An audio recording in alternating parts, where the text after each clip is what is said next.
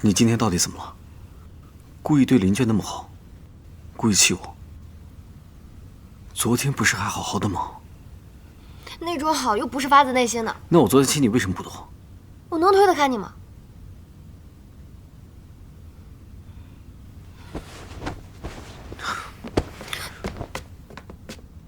那我以后不会再主动亲你了，除非你说愿意。我知道了。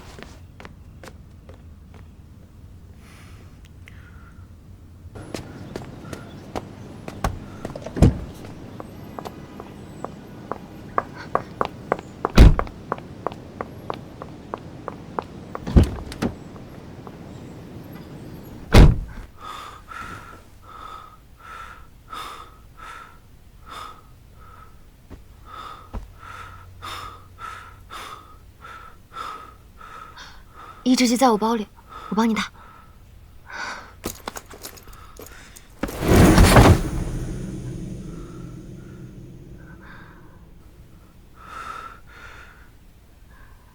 有比那更快的方式？你说过不会主动亲我的。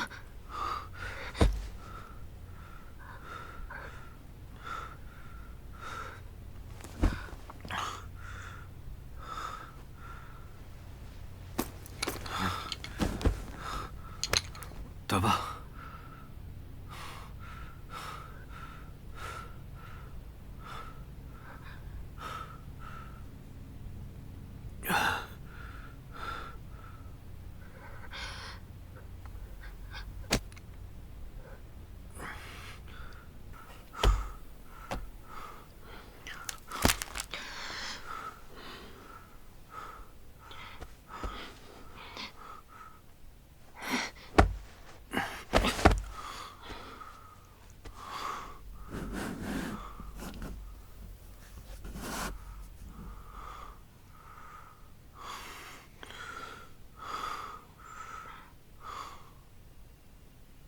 下次难受，就直接说呀。安抚你，是写进我们合同里面的，我肯定会遵守合同条款的。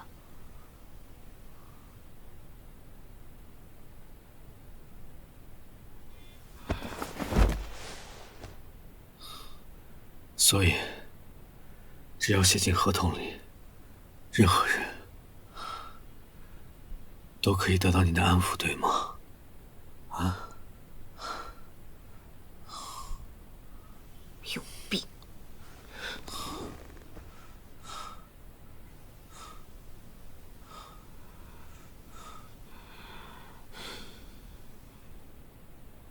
所以你吃了那么久的药，有什么效果？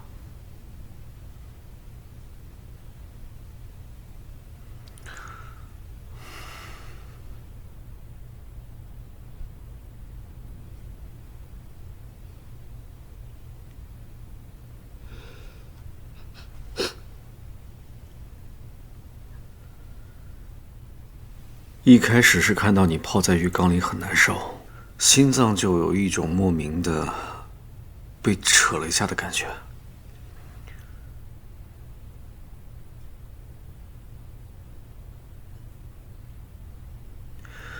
当你因为林娟和丽香的事情指责我的时候，感觉胸口很闷，喘不过气，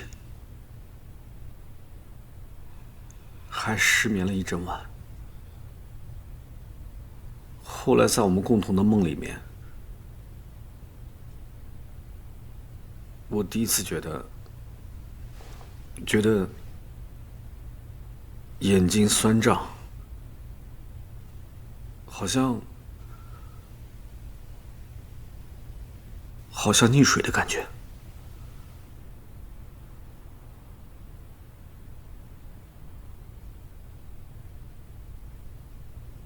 当这些陌生的感觉变得越来越频繁的时候，我才知道，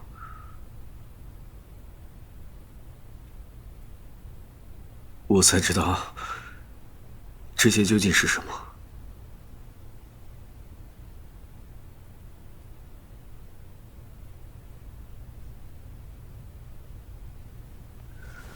在浴缸抱着你的那一晚，看着你很难受的那种感觉，原来叫心疼。因为你生气让我睡不着觉，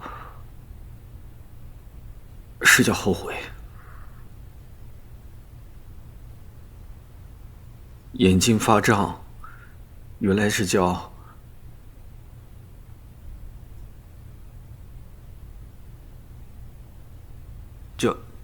难过。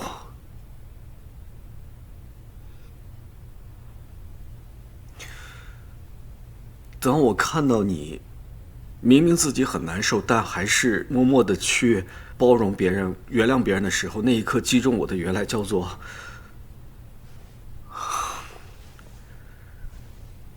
震撼和感动。当我看到你跟林娟靠近你，然后我很不爽的那种感觉，原来是叫吃醋，挺幼稚的。每一次抱你、亲你的时候，那种心跳加速的感觉，原来是叫心动。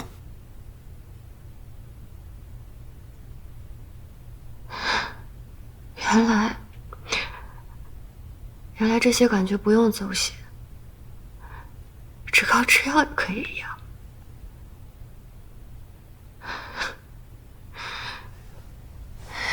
那你要坚持吃药，一直吃到我不喜欢你的那一天。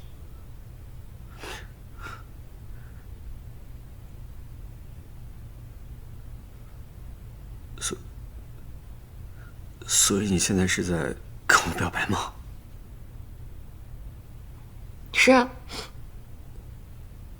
所以坚持吃药这件事情，你能不能做到呢？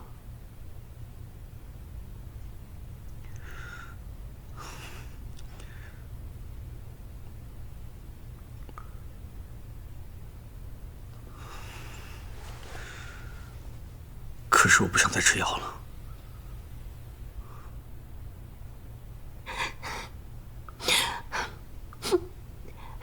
男人就是这样，得到就不用演了。你先听我把话说完。不哭了。不想听你说话。听我说嘛。我不想吃药，不是因为我不演了，而是因为我一开始吃的那个药，它从始至终就是普通的维生素。是，我的确找诊所要过模拟情绪的药，但是他拿错了呀。你要不相信的话，你自己去检测这个药的成分。真的，我没骗你。真的。那你的情感缺失症是怎么好的？怎么好的？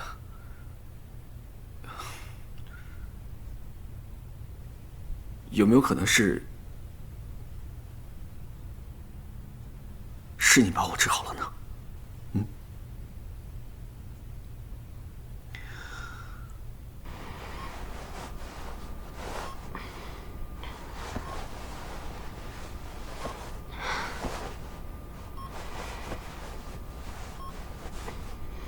昨晚你磕到了头，有点轻微脑震荡，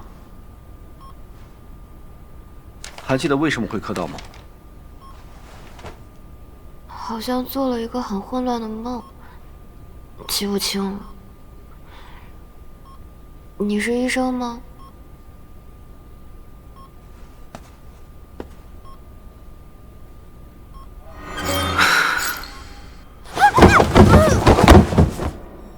原来我出场自带恐怖片音效。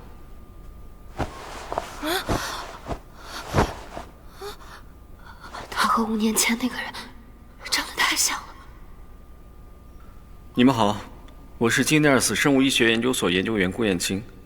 昨晚你们过了约定的时间还没来报道，电话也打不通，所以我就被安排去找你们俩。结果看到你们俩在小树林里晕倒了。报警！赶紧报警！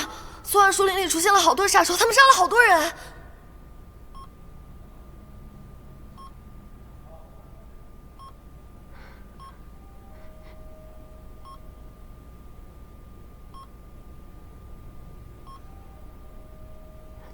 会真的是5年前那个人吧？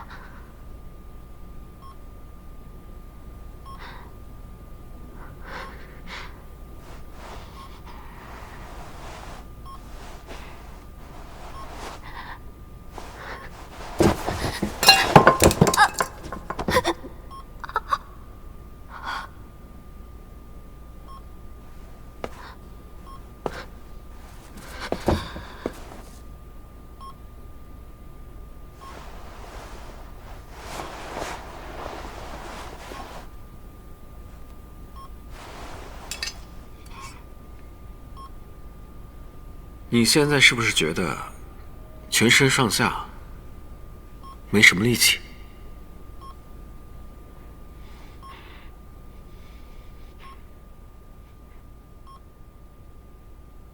蘑菇汤有毒。昨晚你们煮的汤里面有种致幻菌，导致你们全身无力以及致幻。怪不得我还能跟那个杀手过上2招呢，原来是幻觉啊！我都说了，野蘑菇不能乱吃。好了，你们身体里的毒素应该代谢的差不多了，收拾一下，跟我去见所长吧。快点。气质是很不同，但长得和那个人也太像了，我还是不能掉以轻心。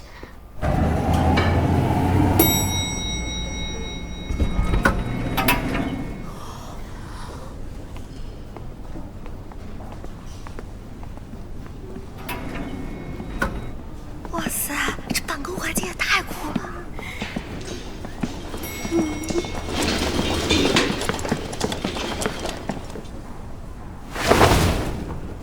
这是捐赠遗体供我们做研究的志愿者，以后他就是你们的大体老师。郭老师，你一会儿有空吗？还想请你帮我看看论文。找丁老师一起吧。你们就是新来的实习生吧？师姐好。行，我去带所长过来，你们请自便。我帮你招待他们。你们俩就在这坐着吧，别给大家惹麻烦。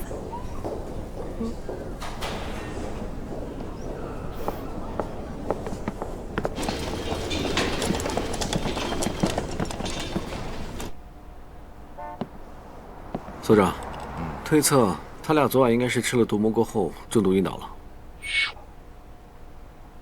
毒蘑菇，毒蘑菇，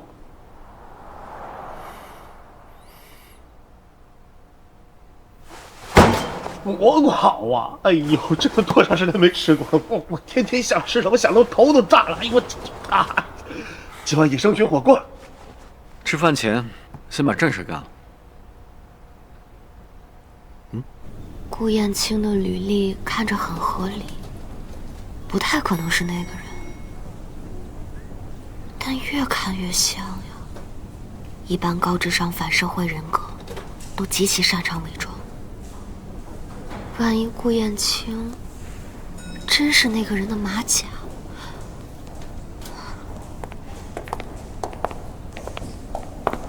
我是不是应该给所长提个醒呀？顾燕青有案底，他杀人了。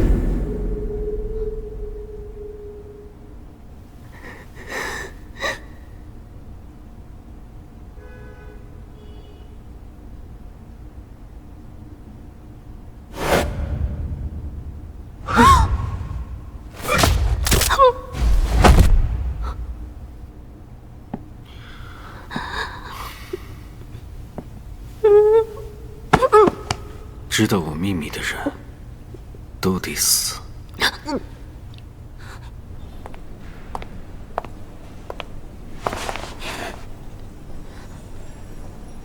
头又难受了。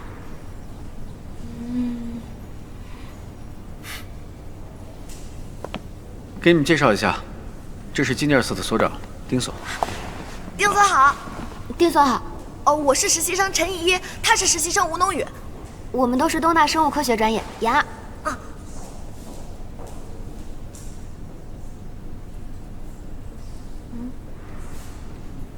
啊，不错不错，一看就是乖巧的孩子。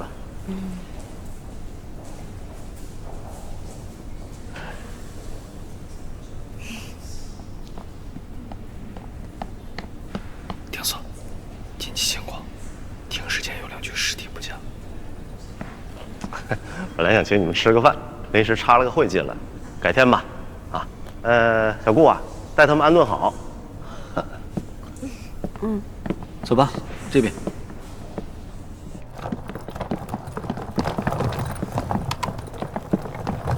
宿舍在76楼，4楼有个餐厅，有需要你们可以自取。还有，晚上没事不要出来乱晃。好的，顾老师。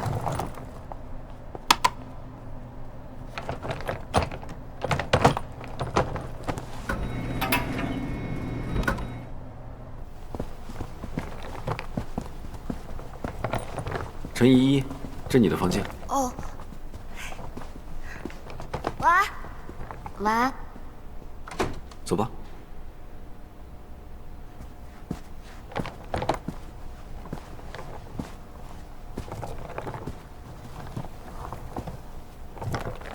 邱小庄园夫妇被害案中，警方曾将妻子谢某旭列为嫌疑人调查，但一直未找到关键性证据，至今仍是悬案。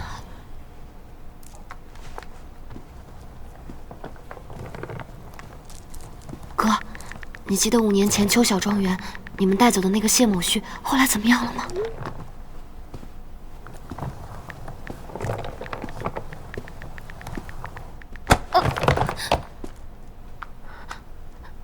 对不起。这是你房间。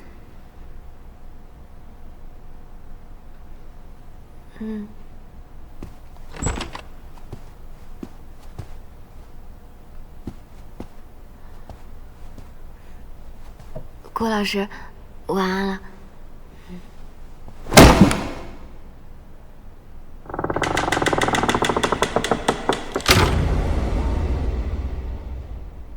不想忍了，让我进去。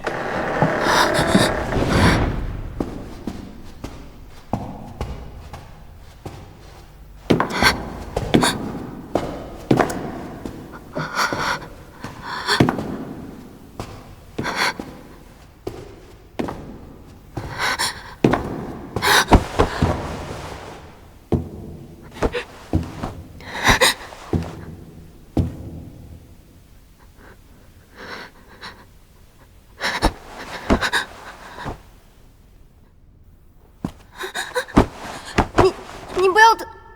刚刚不小心蹭到门上新刷的漆了，实在忍不了了，借用一下你的洗手间。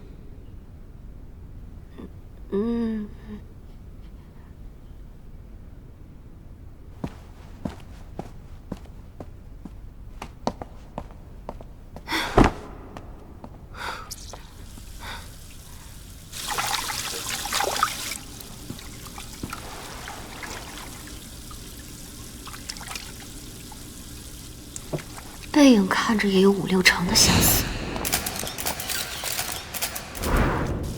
得想个招，不被他察觉的看看他是不是也有那个疤。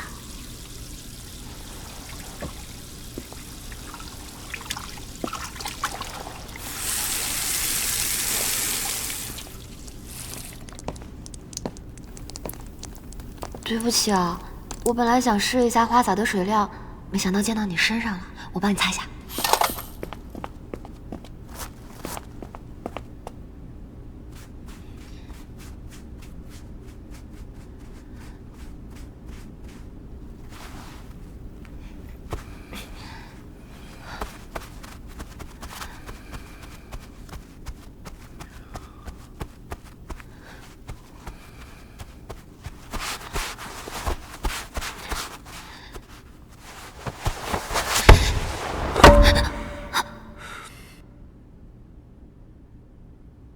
裤子也湿了，要不也帮忙擦一下？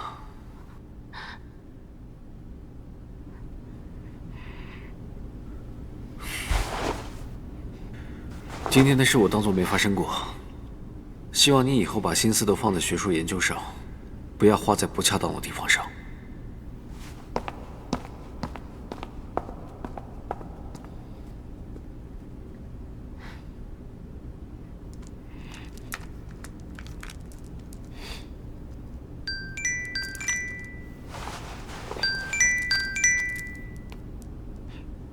哥，你打听谢欣旭做什么？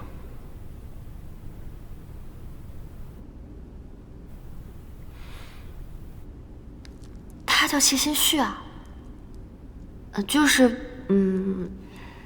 我这2天实习嘛，很焦虑，所以老是做噩梦，老是梦到他那对渗人的眼珠子。你经常梦到他，怎么现在才告诉我？因为我就是怕你现在这个反应，所以才不敢告诉你嘛。所以他现在到底什么情况嘛，哥？他4年前病死了。那我就安心了。哥，你看，我已经在这边非常安稳的安定下来了，你不用担心哈，早点休息，晚安。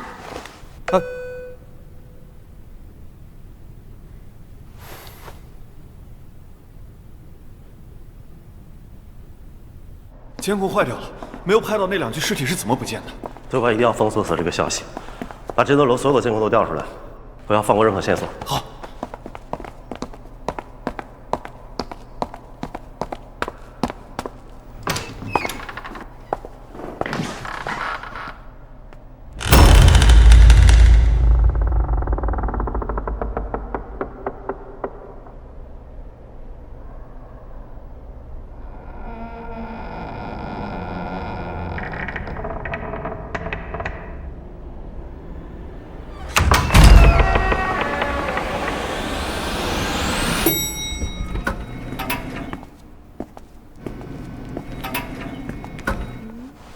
餐厅怎么没信号啊？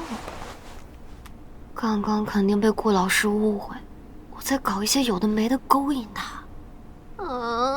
嘎出天际啊！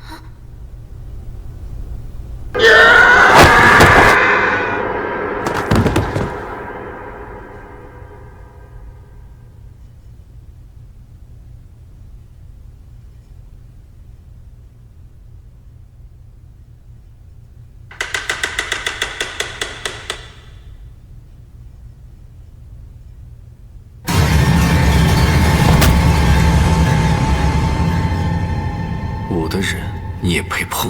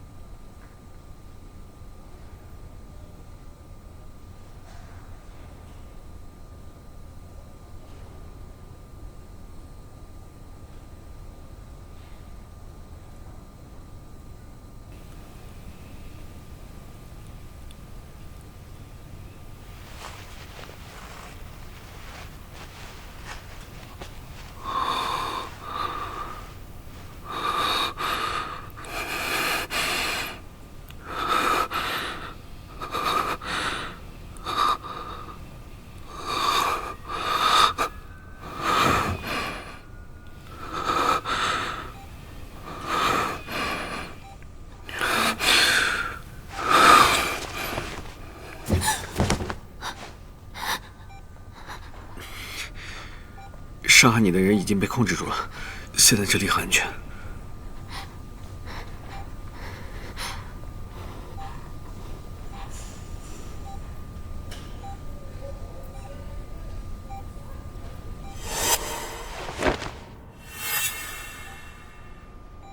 刚才攻击我的那个人，很像今天那个大体老师，他诈尸。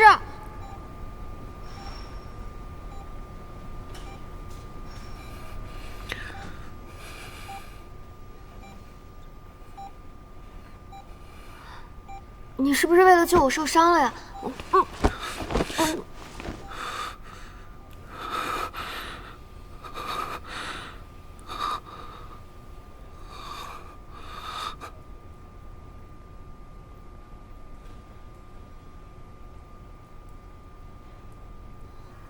对不起啊，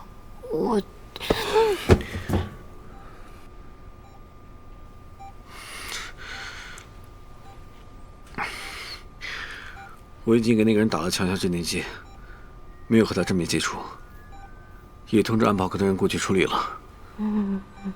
还有，又对我个小动作，别再有下次了。真是活爹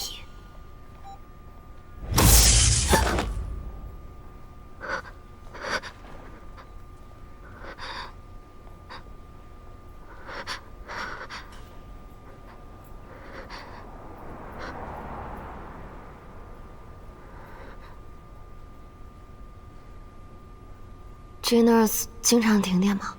这可不是普通的停电。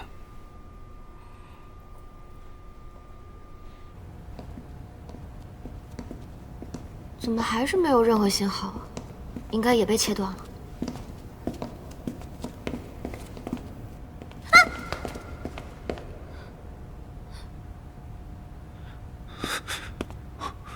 李柱，李柱，是不是发生什么紧急事件了？20分钟前，他受到了不明男子的攻击，而且，这个男子很可能是捐献遗体的志愿者。怎么可能？他们明明已经……会不会是有人利用某种未知的手段操控了大体老师的身体？我去安保科找对策。所长在负1层的停尸间，你们快去通知他现在的情况。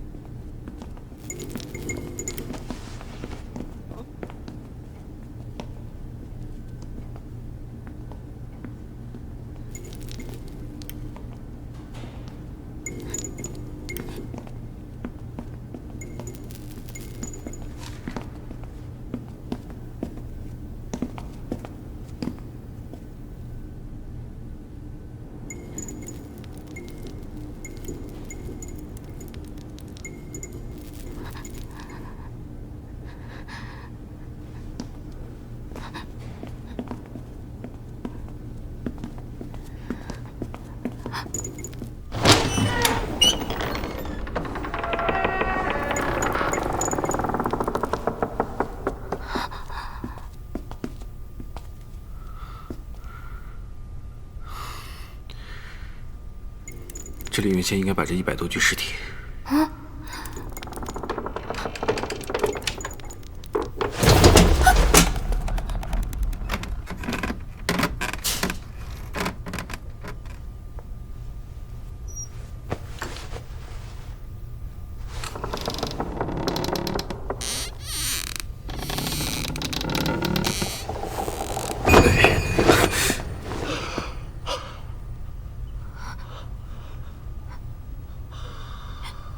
丁锁，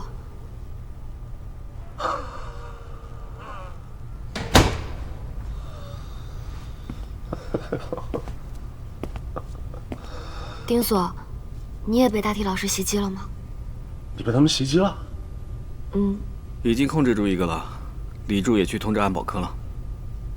那里面的尸体呢？最开始是有2具尸体突然不见了，我就过来查看情况。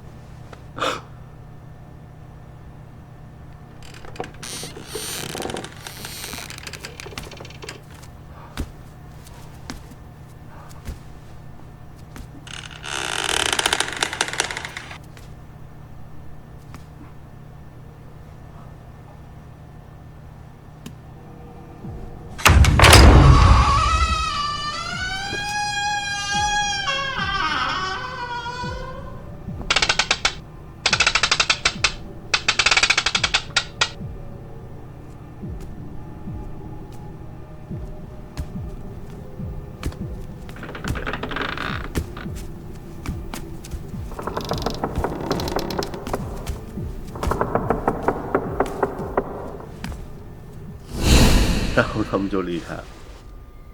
幸亏我当时反应快，我这才躲过一劫。哎呦！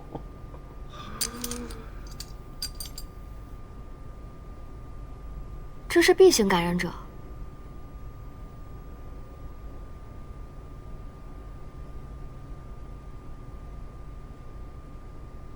你们不会拿这些感染者做什么秘密实验，结果玩脱了吧？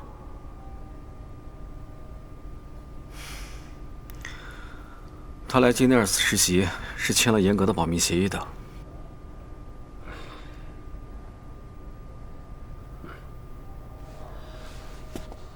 5年前，Affinity B 型的感染者首次出现了失控伤人的现象，因此组建了特殊管理局对他们进行管控，同时也展开了对他们体内病毒的研究。得出的结论是 ，B 型的 Affinity 能大大的开发感染者的体能潜力，让他们拥有惊人的破坏力。后来呢，政府就把这个群体命名为刃。Affinity 也让少部分的刃患有情感缺失症，所以就是感受不到，也理解不了爱和痛苦这些正常人的情感。可以这么理解。所以呢，他们出现反社会倾向的比例就比普通人要高很多。之前新闻不是说嘛，这种人啊会发疯的，还会反社会。你看看，现在连自己的父母都……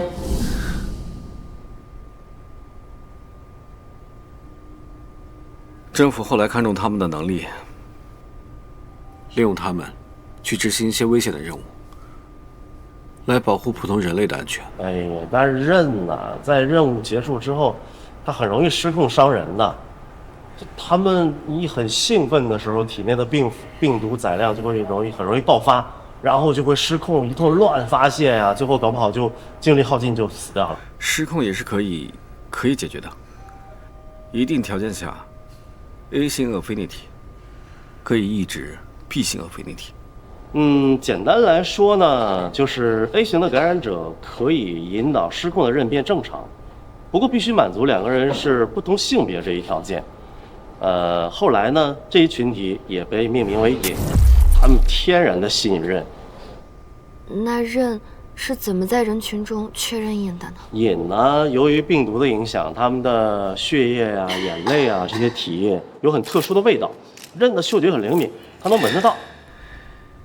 那隐是怎么引导刃变正常的呢？通过体液的深度交互。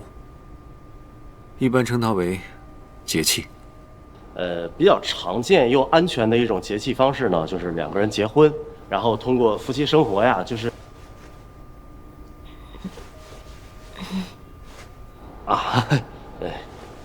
现在很多人通过跟尹结婚，已经回归普通人的生活了。所以节气约等于正常人的结婚？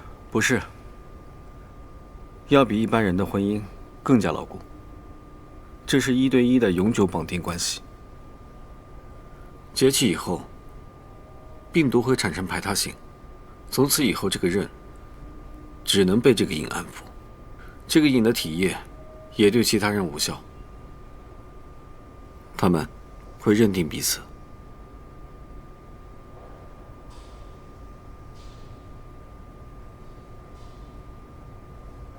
但是瘾的数量比刃要少很多，所以这些年 Genos 一直在进行抑制剂的研究，来解决这个失控的问题。所以研发出来了。刚刚顾老师救我就是用的抑制剂，对不对？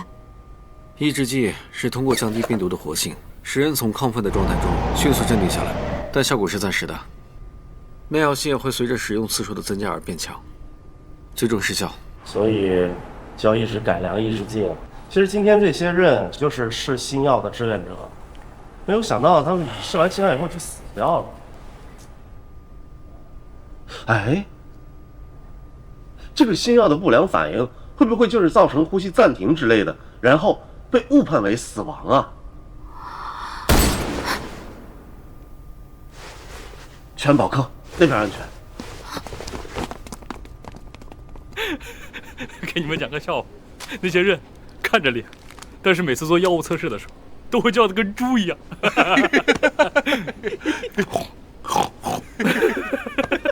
想起来就好好笑。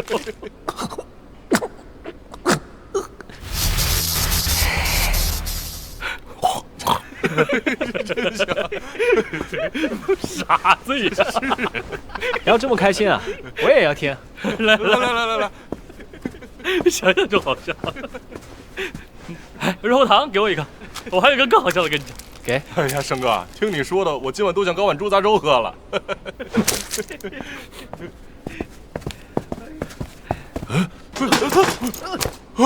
我给。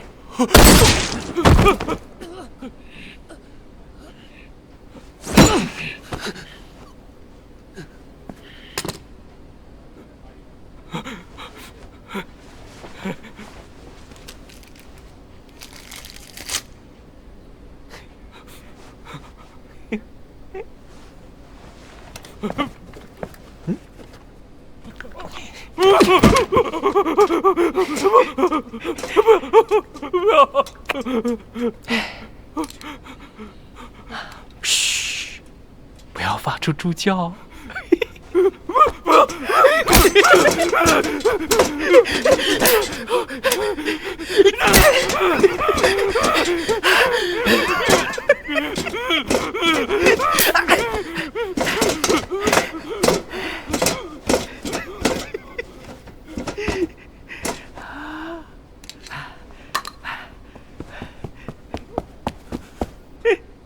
嗨，你们没死！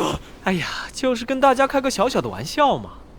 不过接下来要弄真格的了，猎杀游戏正式开始。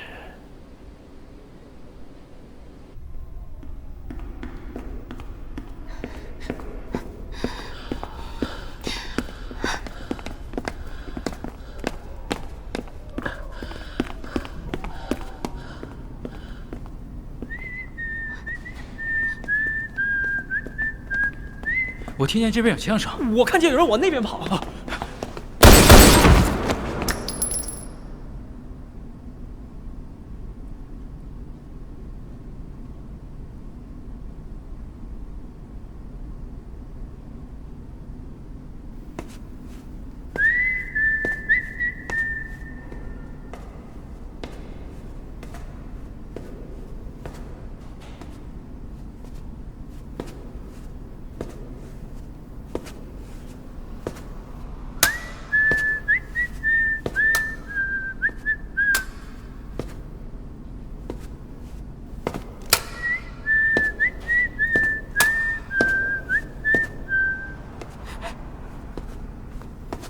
蓝星，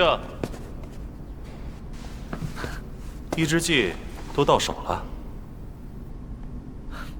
Nice， 一会儿给大家发一下，免得失控了自己人都干。我想想啊，接下来该怎么玩这些小老鼠呢？要留活口吗？发现瘾就留着呗，以后这里啊，就只需要生活自由、快乐又团结的刃和瘾哦。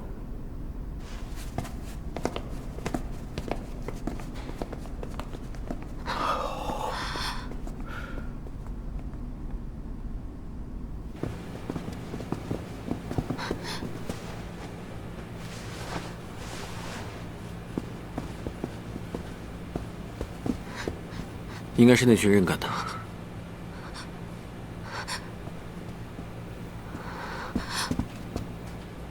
你们快看监控！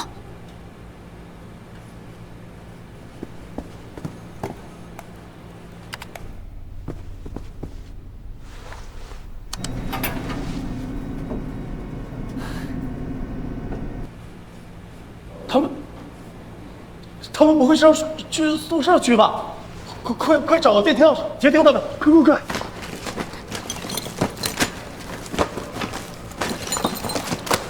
你们到底对那些人做了什么呀？他们为什么要赶尽杀绝？真的只是正常的试药啊！他们还签了风险告知书和遗体捐赠协议呢。钥匙！监控前的你们在忙什么？没用的。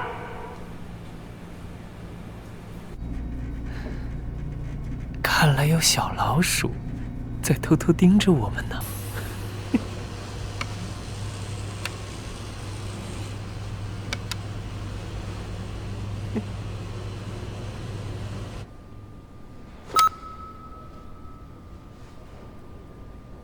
我好像不小心按到了和电梯的通话键了。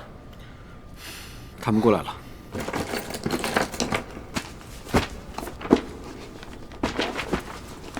金属探测仪。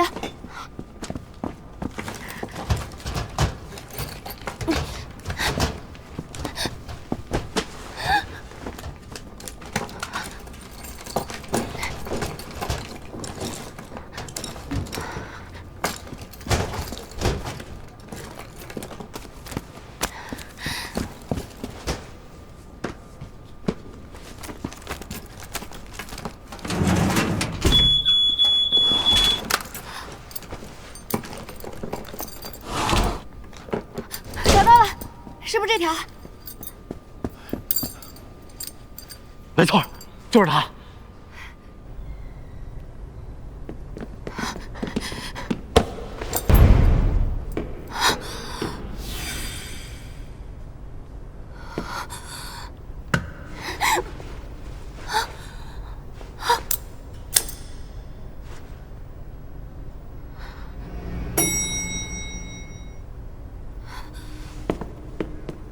来不及了，让给我！还来得及。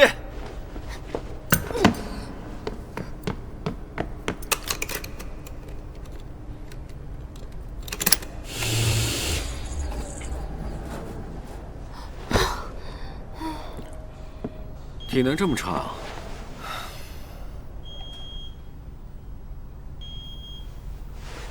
脑子反应倒很机灵。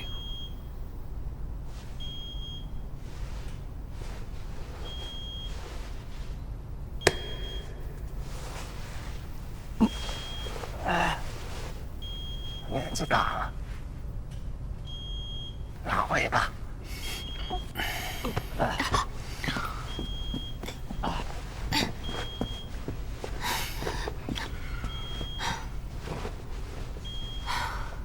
电梯坚持不了太久，他们得分头行动。我上去告诉大伙撤离，你们去卫星信号站，那是卫星信号，他们切不断。让他跟你一起吧，我这边带个人很麻烦。行吧，龙宇，那你跟我一块儿。对了，电梯很危险哦，爬楼吧。54层确实很累，但尽量半小时之内完成。爬54层，也太吓人了吧！郭老师，我跟你一起去信号站吧，我保证不添麻烦。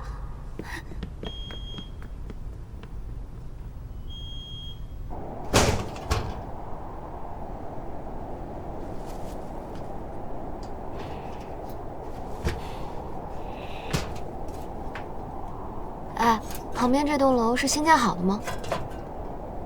对，新的交通站也在那儿，计划是下个月投入使用。那我们可以利用这个交通设施离开。要不，先一起解决一下这个密码。嗯。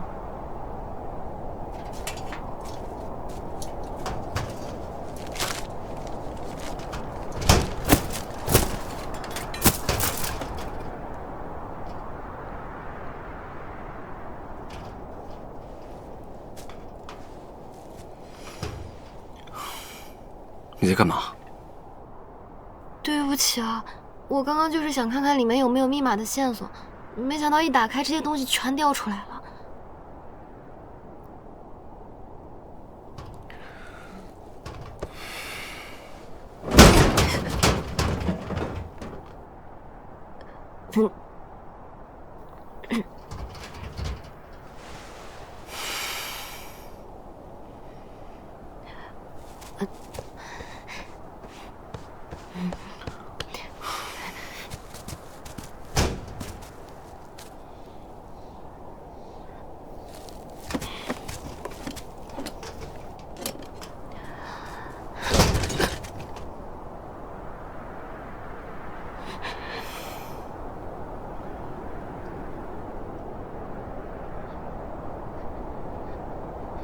原来这不是密码锁，是个传真机啊！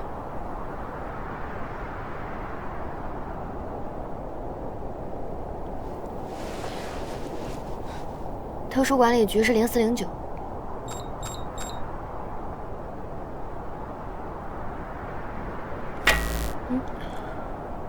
应该是跳闸了。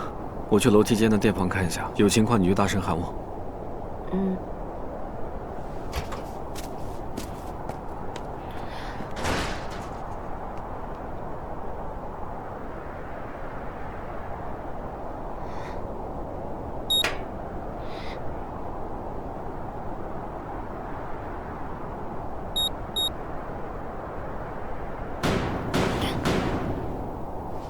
顾老师被什么困住了吗？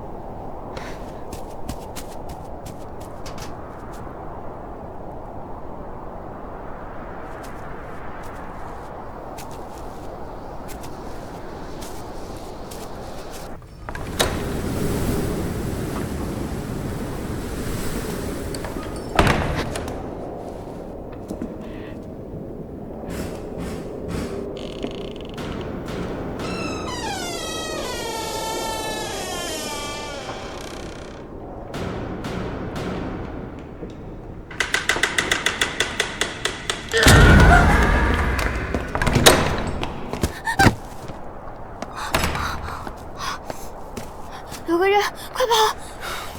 上来，抓好了。他们应该追不上来了，顾老师，要不你把我放下来休息一会儿吧。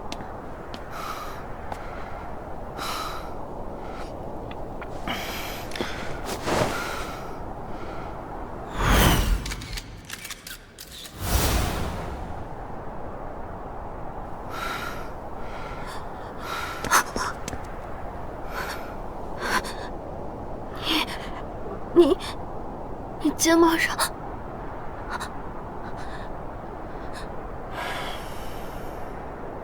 你都看到了。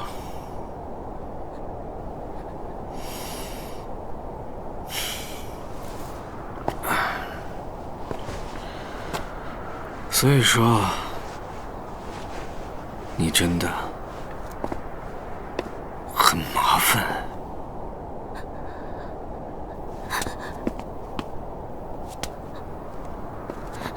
那边有声音。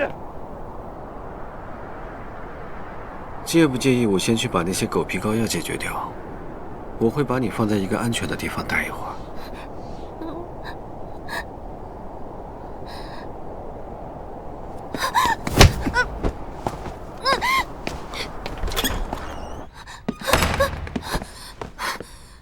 等我把那些东西解决了，再回来见你。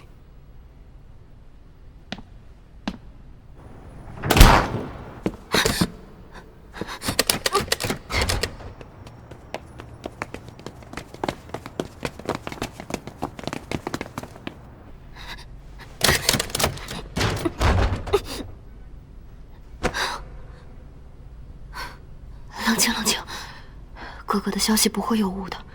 谢心虚已经死掉了。那万一他也用了一些手段伪造了死亡，我又已经识破了他。一会儿他回来了，不行，必须逃出去。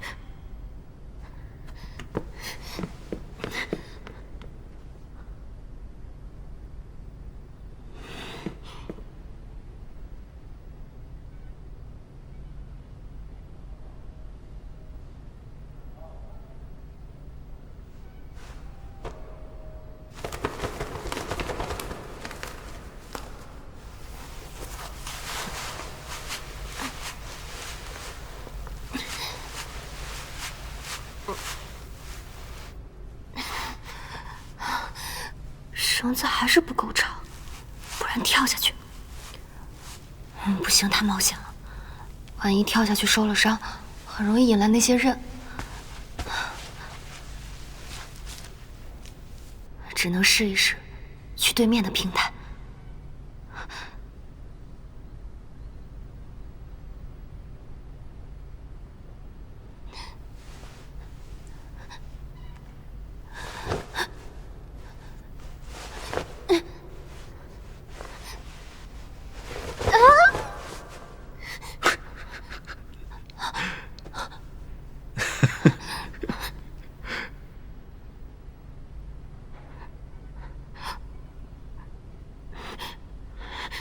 在生气啊？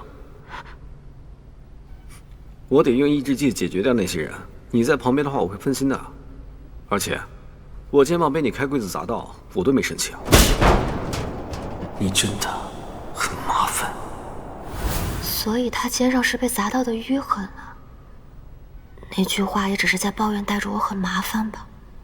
得赶紧回宿舍区了。你要去对面那个房间办什么事的话，抓紧啊。所以，你刚刚一直在下面，静静地看着我，爬绳子吗？看你爬得那么认真努力，不忍心打扰你。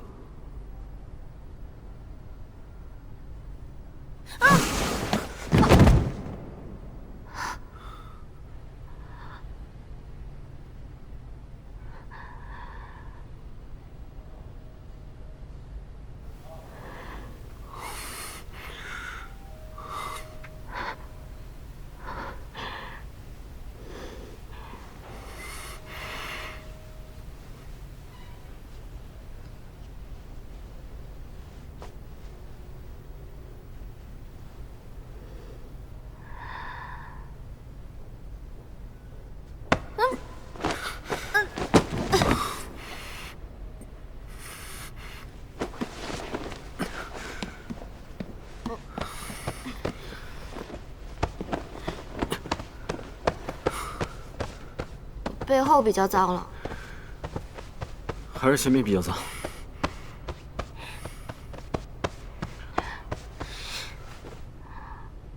嫌弃我要这么明显吗？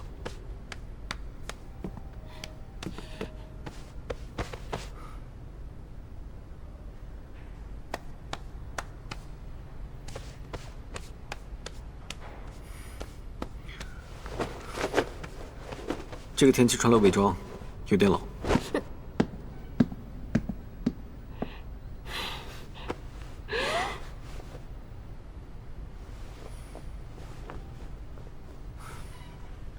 不走吗？来了。哎呀，狂催我们在最近的电梯前待命，结果这破电梯还没修好，该不会让我们爬楼梯吧？哎，领导都是这样的，因为不用他们爬楼梯嘛。哎呀，对呀。我去引走他们，你用钥匙先回宿舍区，我会想办法拖上去找你们。哎，我还有几支抑制剂，相信我。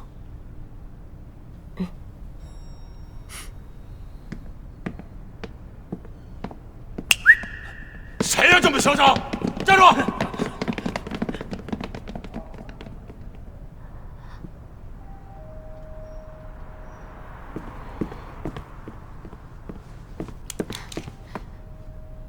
这是顾老师的抑制剂，那他岂不是？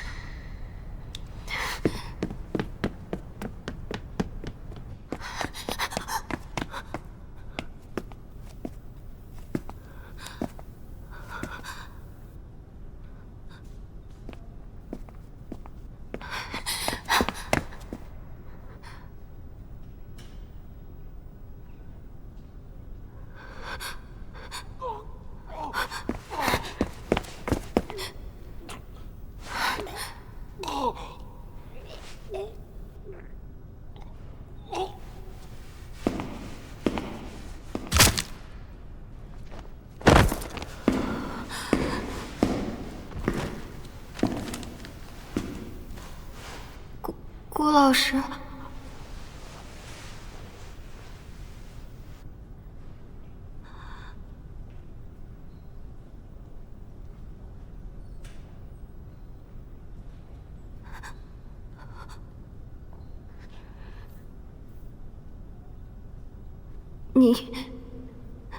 你是人？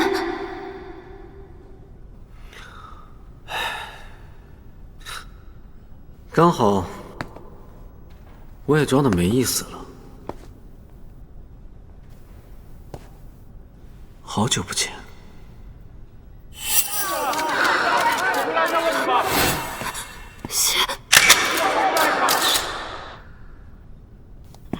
谢心虚。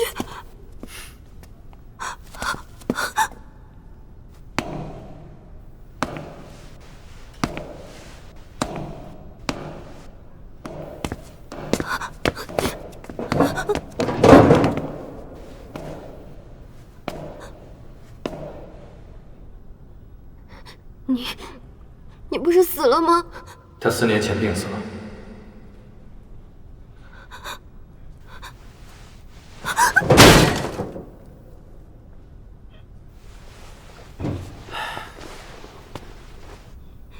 这是个秘密。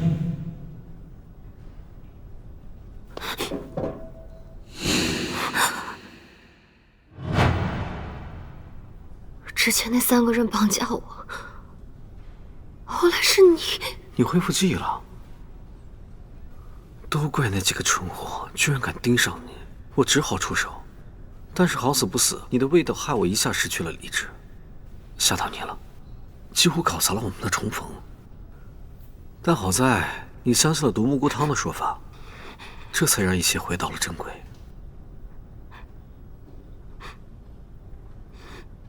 你想干什么？是想骗我跟你结亲吗？